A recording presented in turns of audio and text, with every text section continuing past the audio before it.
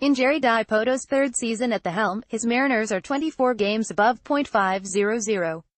On Friday, they rewarded him with a multi-year contract extension. In the midst of their most successful season in a decade, the Mariners decided to keep the man responsible for putting this current roster together in charge of the team for a few more years. With the team sitting 24 games above .500 at 56-32 and trending toward its first postseason appearance since 2001, the Mariners announced on Friday afternoon that general manager Jerry Dipoto had been signed to a multi-year contract extension. "As excited as I am about this team doing so well, today is about the long-term future of the franchise," said Mariners chairman John Stanton. "I'm delighted on behalf of the ownership and the entire organization of the Seattle Mariners to announce that Jerry Dipoto has signed a multi-year extension to his contract as general manager. We believe this is a very important, momentous day for the franchise. We appreciate all he's done in terms of putting together a management team that has made an enormous difference in our success. As much as he is described as a manager, I think of Jerry as more of a leader." Dipoto had been in the final year of the three-year contract he was given when he was hired to replace Jack Zadorinchik in September of 2015. "My time here, the 2.5 years, has, I think, gone just as well as I hoped it could go, provided we finish strong," Dipoto said, and then proceeded to thank numerous people in the organization. "It takes a village to build a baseball organization, and we've got a pretty good village. This is a new day to move forward. The Mariners are playing very well. I'm thrilled for this group, but I'm more thrilled that this group has an opportunity to continue to do what they're doing. Per club policy, terms of the deal were not disclosed.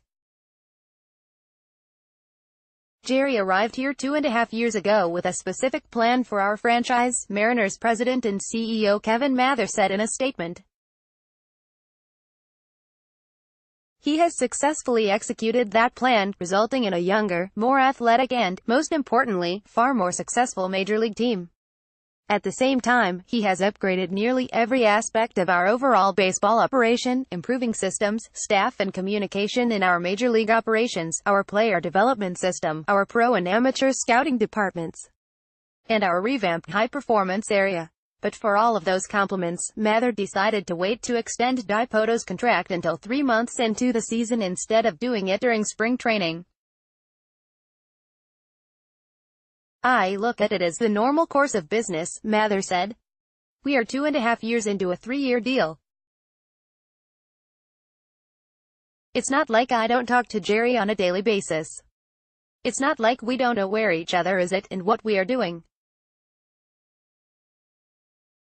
It's getting close to the All-Star break and it was time to get the extension done and move forward as an organization so everybody can relax and do their jobs.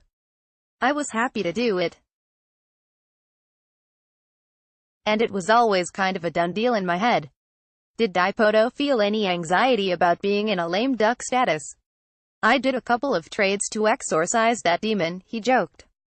"No, it's part of baseball. It's the way it goes. I've worked in the final year of contracts before. It's something we all deal with. One of the benefits I've had in the last 29 or 30 years in baseball is that we work in business that allows us some certainty that normal everyday people don't get, and I don't want to take that for granted. There's a lot of people out there that wish they had the contract certainty that I do in a year when my contract was up. I tried not to focus too much on what I don't have and what I do." Dipoto was the 9th general manager in Mariners team history.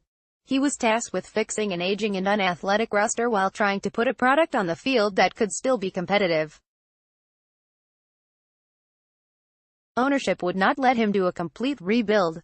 Also, given the fact that he had massive contract commitments to Felix Hernandez, Robinson Cano, Nelson Cruz, Kyle Seager and even Hisashi Iwakuma at the time, the Mariners weren't in a position to tear things down. He also inherited a payroll budget that was limited and a farm system that had grown stale. With the philosophy of becoming more athletic, better at run prevention, and finding hitters and pitchers who controlled the strike zone, Dipoto made a plethora of trades and roster moves to reshape and revamp his 40-man roster. He traded away young prospects in search of controllable players who could contribute to the Major League roster. Now, after 2+ years of furious wheeling and dealing, the Mariners roster has been crafted in Dipoto's mold. So far this season, it has paid off. Seattle is 56-32, half a game out of first in the American League West Division and in line for a playoff spot. The key contributors have largely been Dipoto acquisitions. Gene Segura and Mitch Haniger, acquired together in a trade with the Diamondbacks, have been offensive catalysts. D. Gordon, thought to be a project in center field, has stepped in for the suspended Cano at second base. What was expected to be a patchwork starting rotation has turned into a reliable group thanks to breakout seasons from Marco Gonzalez and the recently extended Wade LeBlanc, both acquired by Dipoto in the last year. As I said when I arrived here, I believe this organization has every opportunity to be successful on a consistent basis, Dipoto said in a statement. The combination of a supportive ownership group, great ballpark, passionate fan base and beautiful city gives us all the tools we need to consistently compete for division titles, and division titles give us the opportunity to attain our primary goal, winning the World Series here in Seattle.